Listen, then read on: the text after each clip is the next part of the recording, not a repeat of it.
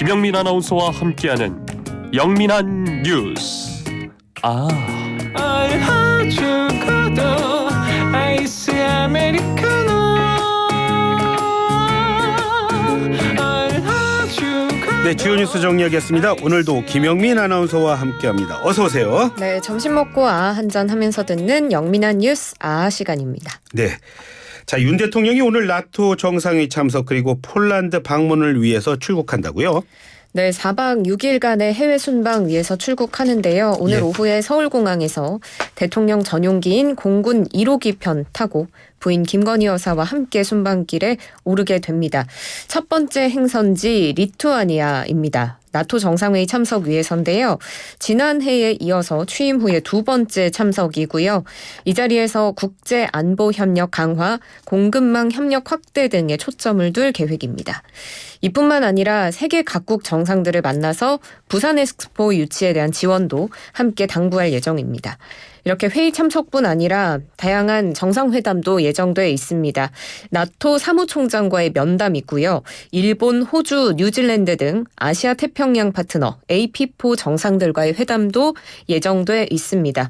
이 외에도 10개국 정상들, 노르웨이, 네덜란드, 뉴질랜드, 헝가리, 루마니아, 스웨덴, 에스토니아, 슬로바키아, 핀란드, 리투아니아 정상들과도 개별 양자회담이 진행될 예정입니다. 예. 가장 큰 관심 방문 기간에 한일 정상회담도 예정돼 있죠? 네, 그렇습니다. 기시다 후미오 일본 총리와의 한일 정상회담 개최될 예정인데요.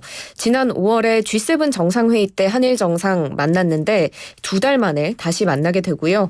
예. 아무래도 지금 양국 간 최대 관심사는 후쿠시마 오염수 방류 문제이기 때문에 이와 관련한 논의가 오갈 것으로 보입니다.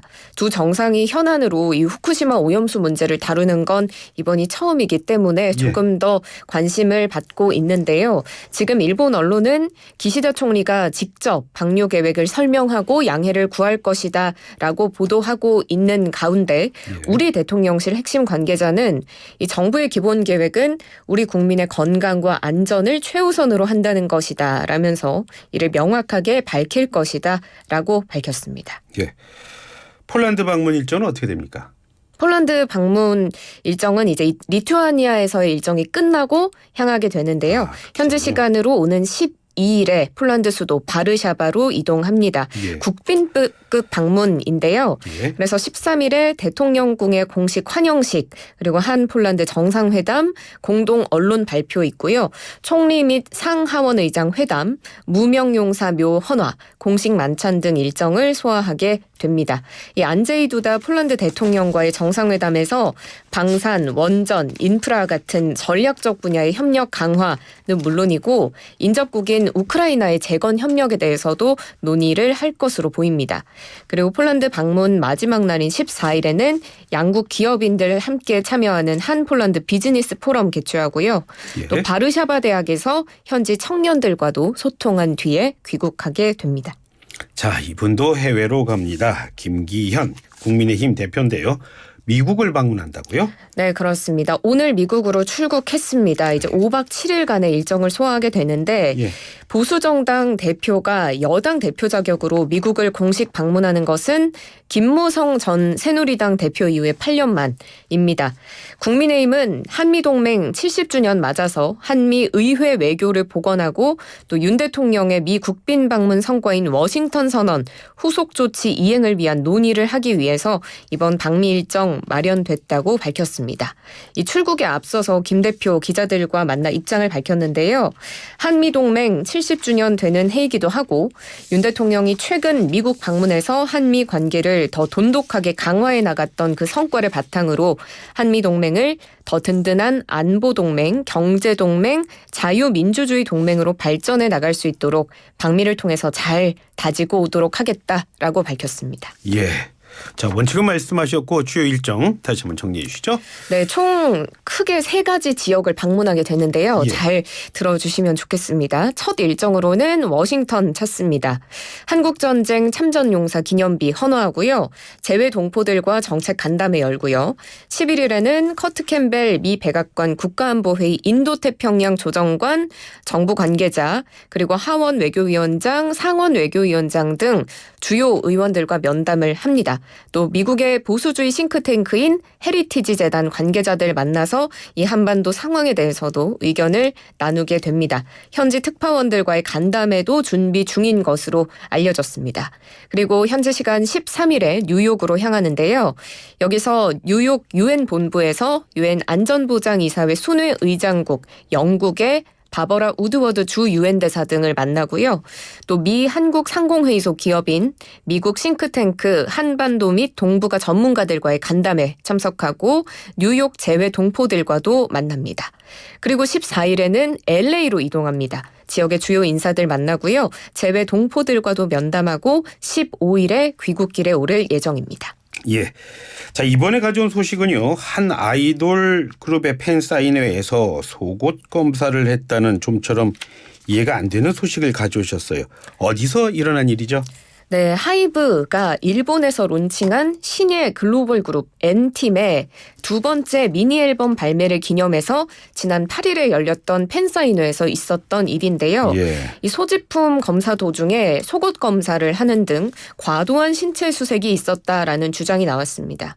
소셜미디어 상에는 이 팬사인회 당시에 속옷 검사를 당했다라면서 불쾌함을 토로하는 글이 다수 올라왔는데 예.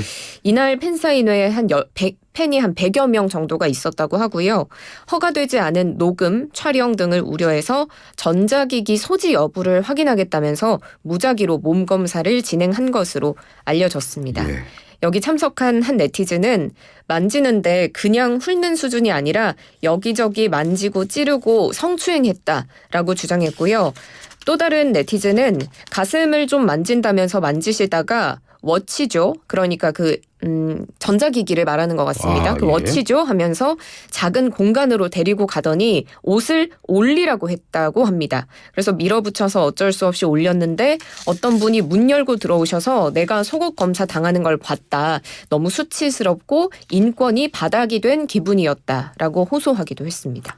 상당히 놀라기도 했고 또 기분도 좀 나쁘다 이런 얘기들인데 자 그런데 팬들이 현장에서 항의를 제대로 또 못했다고요? 그렇습니다. 아무래도 팬사인회나 콘서트장의 출입 퇴장 권한이 소속사에 있기 때문에 현장에서 이의 제기를 해서 퇴장 조치를 당하게 되면 아티스트를 만나기가 어려워지기 때문에 예. 항의하기가 좀 어려운 상황이었다고 합니다. 한 팬은 팬사인회에 가기 위해서 100만 원대의 돈을 들였고 한국에 잘 들어오지 않는 아티스트를 어렵게 만날 기회였는데 항의하면 퇴장 조치 당할까 봐 항상 소속사에 별다른 얘기를 하지 못했다고 밝혔습니다. 네, 주최 측의 대답을 듣고 싶습니다. 네, 행사 주최 측은 논란이 일자 홈페이지를 통해 사과했는데요. 이 예. 위버스샵 측은 N팀 대면 팬사인회에서 있었던 여성 보안요원에 의한 보안 바디체크와 관련해서 현장에 참여하셨던 팬 여러분께 사과의 말씀을 드린다라고 밝혔습니다. 아무리 보안상의 이유라고 해도 그것이 팬들을 불편하게 할 근거가 될 수는 없다는 점을 잘 알고 있다라고 밝혔는데요. 앞으로는 이 보안 목적의 검색에 있어서는 비접촉 방식을 도입하는 등 개선안을 준비하고 더 편안한 분위기에서 아티스트와의 팬사인회에 참여하실 수 있도록 하겠다라고 덧붙였습니다. 예. 자, 다음 소식입니다. 이게 또 화제예요. 멕시코의 한 대선 예비 후보가 자신이 대통령이 되면 방탄소년단을 부르겠다 이런 공약을 했다고요? 네, 내년 6월에 예정된 멕시코 대통령 선거에 출사표를 던진 예. 여당 예비후보가 이 청년층에게 그룹 방탄소년단을 초청하겠다라고 공약처럼 내걸었는데요. 예. 이 사람은 마르셀로 에브라르드 전 외교부 장관입니다. 최근에 멕시코에서 열린 애니메이션 축제에 참석해서 청년들을 만났는데 예. 한 참가자가 BTS 초청 가능성을 묻자 2025년 혹은 멤버들이 군 복무를 마치는 즉시 혹은 2024년에 라고 답을 한 겁니다. 그러면서 이 방탄소년단 멤버 사진이 붙어있는 포스터를 들고 우리가 그들을 이곳에 올 수 있게 하기를 아니면 그들이 나를 초대하길 바란다. 라고 말했습니다. 예. 여기에 그치지 않고 이 영상을 자신의 소셜미디어에 게시하면서 어떻게 보세요? 그들을 꼭 오게 해야 하는 것 아닐까요? 라는 글을 올리고 해시태그 BTS 아미 등을 달기도 했습니다. 예. 자, 그런데 이분 지금 보니까 멤버들이 군복무를 하고 있고 이게 언제쯤 나오는지도 이렇게 알고 있는 걸 보니까 이분이 좀 만만치 않은 분 같아요. 이분 어떤 분입니까? 네, 멕시코에서 몇 안 되는 지한파, 그러니까 한국에 대해서 굉장히 잘 아는 사람으로 알려져 있고요. 예. K-팝 팬으로도 알려져 있습니다. 그렇군요. 지난 4월에 멕시코시티에서 블랙핑크 콘서트가 있었는데 직접 관람을 했다고 하고요. 지난해에는 수교 60주년 맞아 방한하기도 했고요. 예. 또 최근에 펴낸 자서전에서는 한국의 경쟁력을 굉장히 높게 평가하기도 했습니다. 이 에브라르드 전 장관이 현재 안드레스 마누엘 로페스 오브라도르 대통령 취임 때인 지난 2018년 12월부터 쭉 외교장관을 지내다가 예. 이 여당 대선 출마 희망자 경선 규칙에 따라서 지난달에 공직을 떠났습니다. 예, 그러니까 뭐 대통령 될 가능성도 있고 그리고 또 정치적으로도 많이 알려진 인물이다. 그런 정리가 되겠군요. 자, 오늘도 수고하셨습니다. 고맙습니다. 예, 지금까지 김영민 아나운서와 함께했습니다.